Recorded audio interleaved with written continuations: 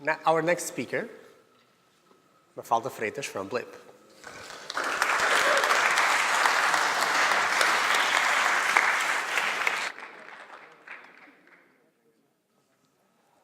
Hi all. So my name is Mafalda. I'm an application security tester at Blip, and I started working in security while I was still in college. I had the chance to do a bit of research in application security and in personal privacy. After I left college, I started working as a consultant in information security right away. I started working as a security tester, or as we are more often known as a pen tester. In 2017, about a year ago, I joined the security team at Blip, and what I do there is in-house application security testing. So to give you an idea about Blip, Blip is part of the Paddy Power Betfair group, and Paddy Power Betfair is a sports betting company. We are a 24/7 online business with around 600 physical shops in UK and Ireland, and we have almost 8,000 employees. We have over 5 million customers. I think you may all have heard about Betfair because of the sponsorship in sports. Today I will talk a little bit about the security challenges in a continuous delivery world. I started getting in touch with this subject through my work at Blip and Paddy Power Betfair, where I had the chance to see software at scale in a continuous delivery environment. So we will talk about the challenges of continuous delivery, we will talk about the secure software development lifecycle, we will talk a bit about what I do, which is manual security testing. Challenges. So I think most of you have heard about continuous delivery, so I got really lazy here and I went to Wikipedia to pull a definition. So it's a software engineering approach in which teams produce software in short cycles, making sure they can reliably release them to production at any time. It's a bit different from continuous deployments, but most of what I will say today also applies to continuous deployment. I also try to make this general enough that you can take value of the presentation no matter the scale of your software. So, some traditional security challenges. Traditionally, let's say in a waterfall model, we have very slow patching cycles. The patching cycles accompany usually deployment cycles. So, we have software that has a vulnerability, we need to patch it, but we are waiting until we push the next building in production to patch. This may take weeks or months. This means that our applications have a large window of exploitation. They are vulnerable, they are online, they are exposed for those weeks and months, and there is no fast return to a known good state because there are no redeployments. So, traditionally, security is very poorly integrated with this type of pipeline. So there's only security testing. It's usually done at the later stages of development, usually from outsourced testers. And the large updates means there is a lot of effort to understand and to test the build. On continuous delivery, we can actually counteract most of these things. We have fast patching cycles, so we have a short redeploy time. We can push our patches to production in relevant and a timely manner. We have a small exploitation window. If we have a vulnerability, we will not be exposed for very long. And even if we were compromised and we didn't notice, which we hope really doesn't happen, we will be redeploying to a known good state very often. Also, the thing with continuous delivery is that the application is always changing, so it is a very dynamic attack surface. This makes it really harder for a hacker to map the application and understand how it works because it is always changing. And also because of the way the pipeline works in continuous delivery and continuous deployment, it's very easy to automate security and to insert it into all stages of the pipeline.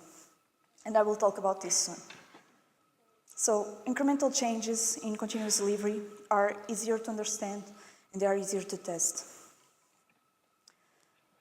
Is it all advantages in continuous delivery? It is not. So, we are talking about microservices. It means that we may have a lot of daily deployments.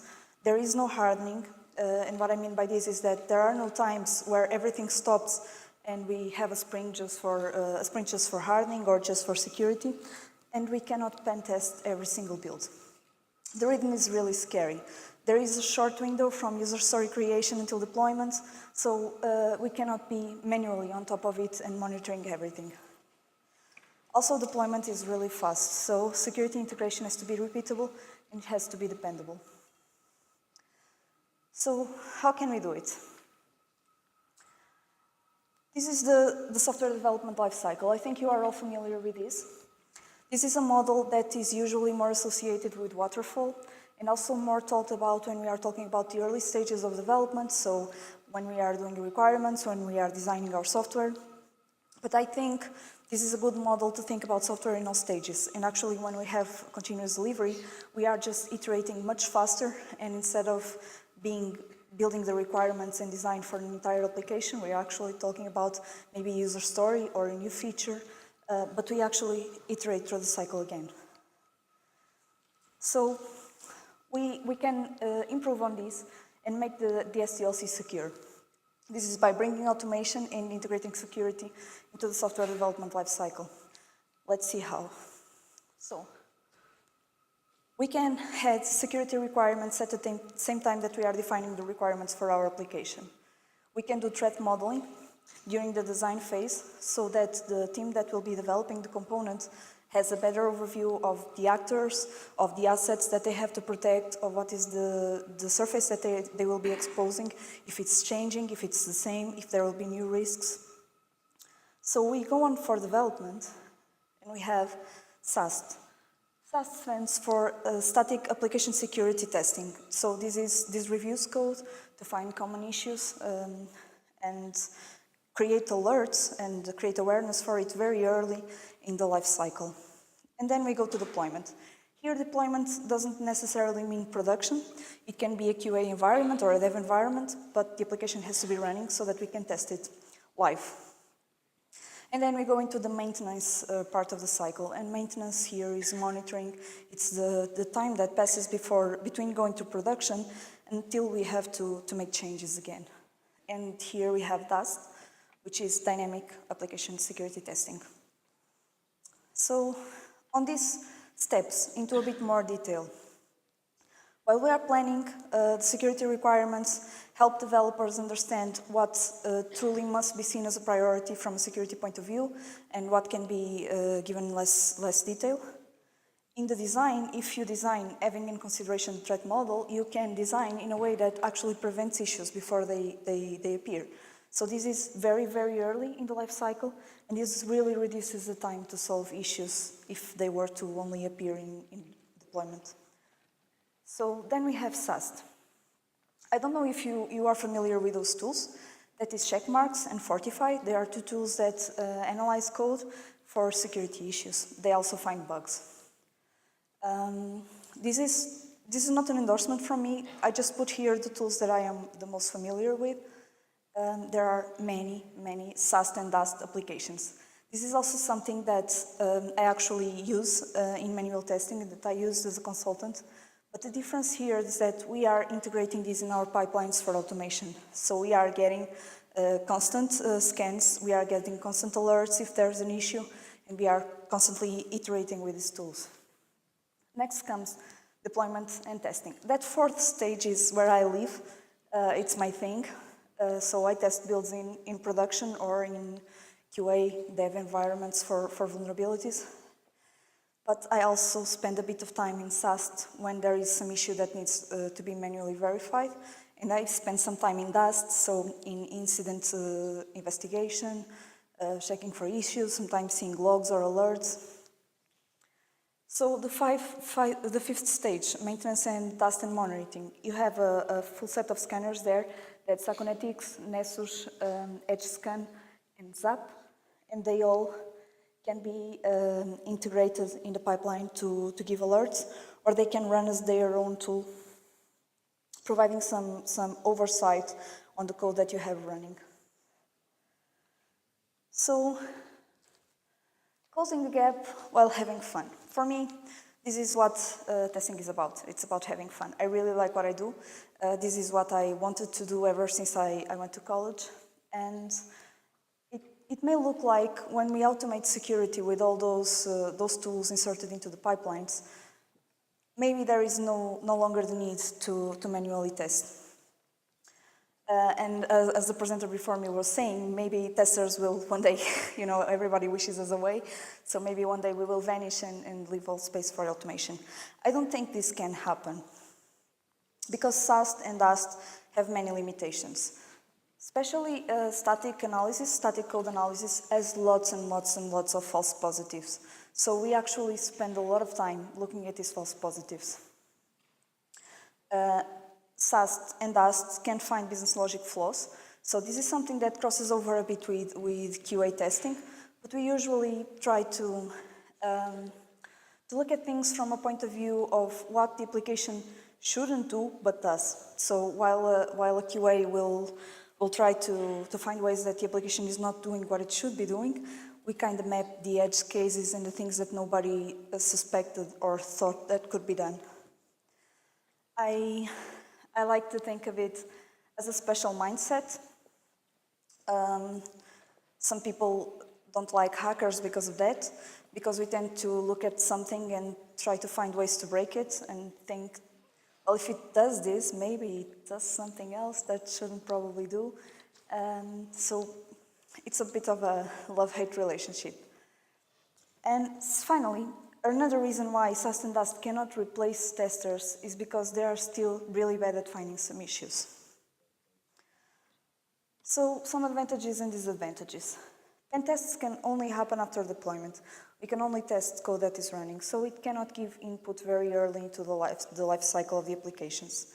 It is usually black box. If an outsourcer, hacker, or someone from a bug bounty, say, is doing the test, it is black box. Black box means there is no knowledge of the underlying infrastructure, there is no knowledge of the code, no prior knowledge of the application. This means that these tests actually take a long time, and of course, the longer we test an application, the more we can cover. But there is always an issue, especially with outsourced consultants, that you give them a week to test a full-fledged application that maybe is huge, and there's always the possibility that they didn't cover all the code. Maybe there was some functionality that you didn't find. Maybe there is something that is still, it's in production, but it's not totally enabled, so it's kind of a hidden feature, and all that can be exploited by a hacker, but your tester will not know they exist unless you tell them. So when we are an in-house team and we have security integrated in the pipeline, as I showed in the previous SDLC, we have SAST, we have static code analysis, and this means that when the application comes to us, we can look at all the results from the scanners, even if they didn't raise any flags, and we can have an idea of the security state of the application. This gives us a bit of overview, and it actually covers the first part of the SDLC to let us know that we are not completely lost. Our tests are gray box. They are not white box because we are not developers. We don't read all the code. We haven't been developing since the beginning. But we can check the code if you want to. We can ask the developers to explain some components or show us how they are implemented. So we work very closely with the teams when we are an in-house testing team. And of course, once again, SAST already gives us a lot of insight on the code. And despite taking longer, the truth is that pen tests can find issues that otherwise would only be able to be identified manually. So for me, the way I see it is that pen testing allows you to dig deeper into the issues that were revealed by static analysis and by dynamic analysis, and it can help you close the gaps between the tools. And this is really important because these sort of tools find issues that repeat among applications that are very common, that sometimes are oversights for the developers, sometimes are problems of the frameworks. Sometimes it's things like, use prepared statements for SQL and you forget to use, you just don't use it. So SAST will get this kind of issues. But the really big issues, the ones that make the news, that make hackers, if you follow the bug bounties that make hackers, make a lot of bugs with their bug bounty programs, are issues that fell between the cracks. They were not catched by any major tool. They are actually looking at the application as a whole, at the whole stack from outside, and finding ways that things interact with each other that make the application fail catastrophically or open, a huge breach for the inside infrastructure. So these are some issues that can only be identified when manual testing. I don't know if you are familiar with OWASP. OWASP is the Open Web Application Security Project, and about 2 or 3 years, every 3 years, they publish a list. It's called the OWASP Top 10. And it is a list of the 10 most common and most impactful application security problems that they have seen. So from these issues, you can see grayed out, I mapped them to the OWASP Top 10. So you can see the most common are authentication and session management issues. These are very, very, very common. It's usually not very obvious things. For instance, session management is managed by most frameworks nowadays. Almost nobody does it by hand. But for instance, I tested a while ago a forum that had, it was not a forum, it was a blog. A blog that had a management panel, an administration management panel. And you could have 2 levels of access. You could be administrator with read-only credentials, where you could see some user information, some information about the blog, and you could be a full-fledged administrator and you could edit. So, to give you an example of how tricky these things are, I noticed while I was browsing the site that there was a parameter in the URL that said view equal read. And I thought that was a bit weird. I thought, why do you have to have a parameter saying that you want to read a page? That's weird. So I went to the page where I had a read-only account. I went to the page where the user information could be found. I selected the user, so users are the publishers for the blog. They have no administrative permissions over the other users. And I changed the read to edit. And suddenly I had access to all the information about that user, and I could change it. So I just somehow, upgraded my account from a read-only account to an account with permissions. So another issue I saw, and this was in a forum, is you have, once again, an administrative account and a regular account. And I noticed that there are 2 session cookies. And once again, I wonder why the need for 2 session cookies. And I also noticed that when I logged out, only one of the session cookies was removed, the other remained. So I started playing. I managed to get another account approved, one for a regular user, because the user I had was administrator. And so this is what I found. If you are an administrator, you log in, you do your thing, you log out, and then your friend uses your computer, and he logs in with his regular account. Thing is that his privileges on the site are kept on a separate cookie from the session cookie. So he actually logged in with his account and his session, but he has your privileges because that cookie was not removed and it was not invalidated server side. So this is of course a big issue. This is the sort of thing that not SAST nor DAST will catch. This is something that can only be catched by manual testing. It is the sort of thing that can fall through the cracks because, there are common features. I mean, nobody thinks you are going to be tampering with the parameters by hand. Nobody thinks that you are going to, as a regular user, be looking at the cookies and see what cookies were removed and what weren't. Nobody thinks you will have 2 accounts with different privileges to test the difference. Inclusive, while I am testing, I usually have to request for different permission levels because nobody ever gives me accounts with different permission levels. They either give me a regular user, and some people are like, oh, you have a regular user here, so let's see if you can get to admin.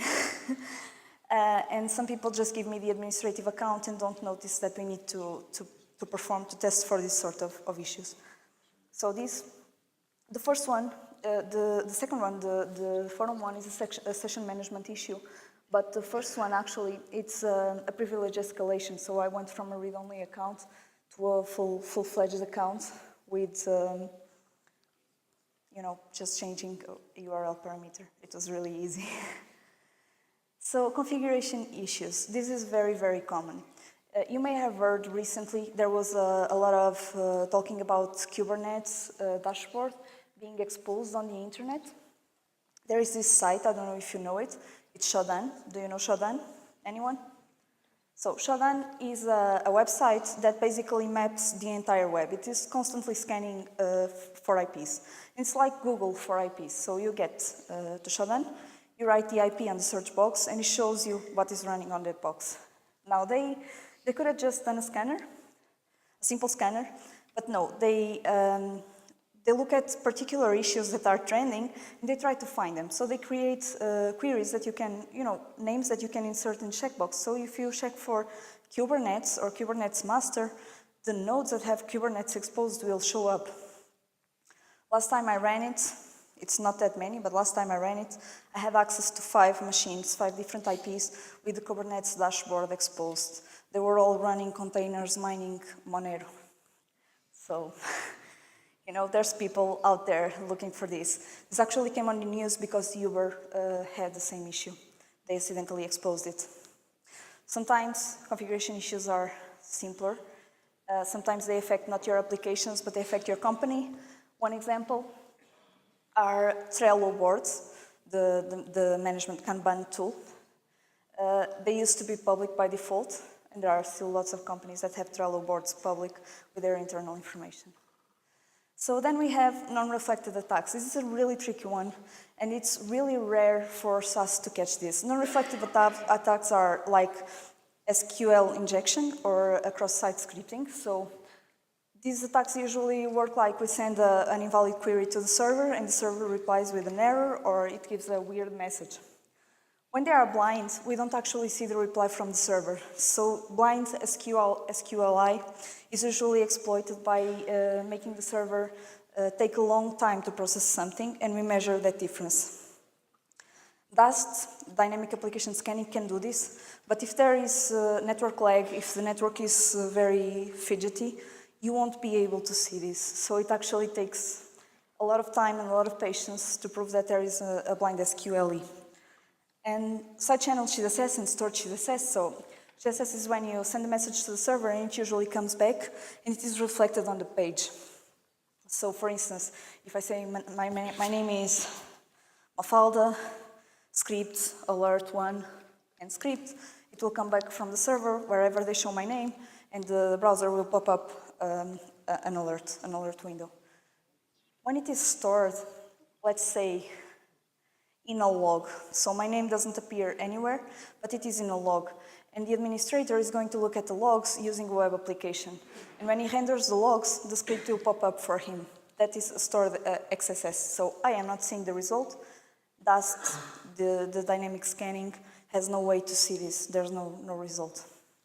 Side channel is a bit of a variation on this. So we use another channel to confirm there is cross-site scripting. For instance, imagine you control a domain name, and you have a server, a DNS server, and if your code runs, if your script runs, you can call that URL, right? And you can see if the DNS was resolved. So you have a side channel through which you confirm that XSS worked. Automatic tools still can't do this. Then there is, of course, interaction and compound flaws. This, to give you a very, very short example, very simple, what happens when you have your domain.com, you have all your subdomains.domain.com, you have lots of components, each one has a subdomain, but then you hire a third party to make you some weird part of software, maybe it's a promo site or something, and you give it a subdomain.domain.com. And that subdomain is getting your cookies. You are sending cookies to all your domains.com sites, so that third party is getting your client's cookies. This is it's very hard to mitigate usually in very complex applications, but this is a component interaction flaw, a very simple one. There are things that are much, much more complex and that actually mean that a flaw here, maybe a flaw in your web server, a flaw in your framework, and maybe a flaw on your SO can all be combined to make what would be superficial issues into a critical vulnerability.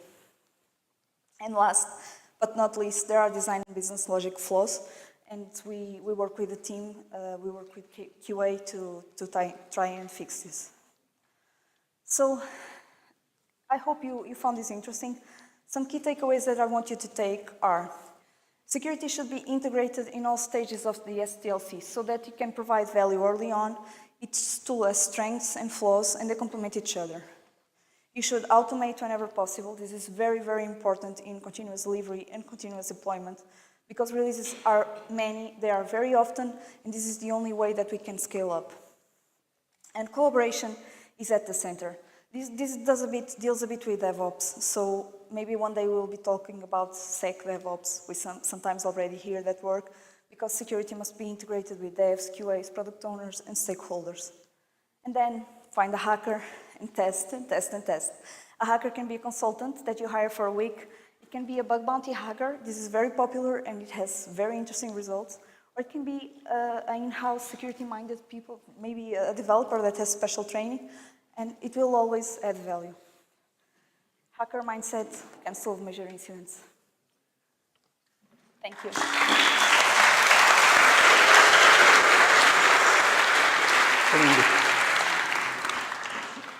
So, questions?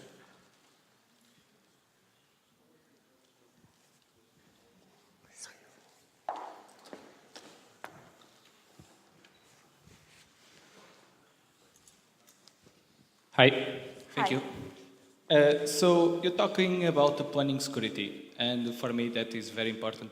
Like QA, if you don't put QA or security on the early stage of development, it will cost you much more.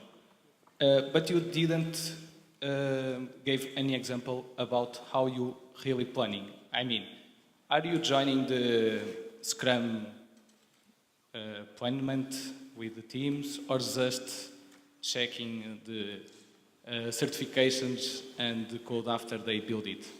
You are asking how I do in my present job? Yes, all of the Betfair So Very Power. on my present job, whenever a new product comes up, there's an initial review where we work with the team, usually first with the product owners or with the delivery managers, and if necessary, with specific members of the team.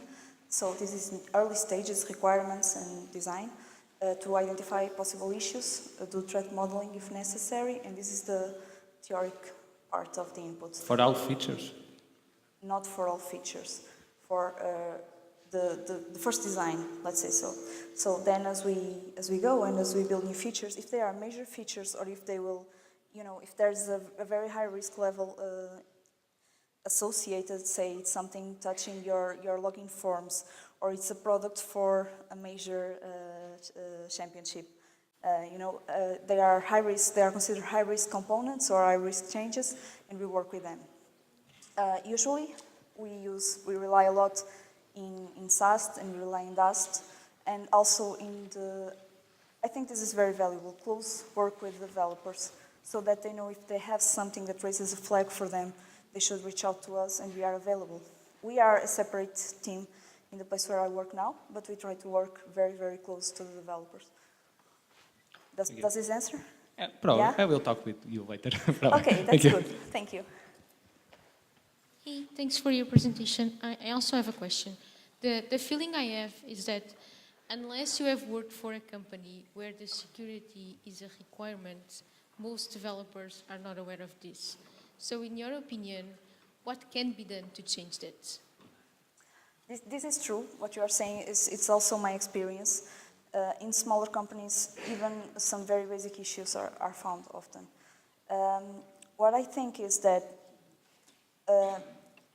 as a pen tester, when I worked as a consultant, I tried to add a lot of detail on my reports. So I didn't just say, I found this issue.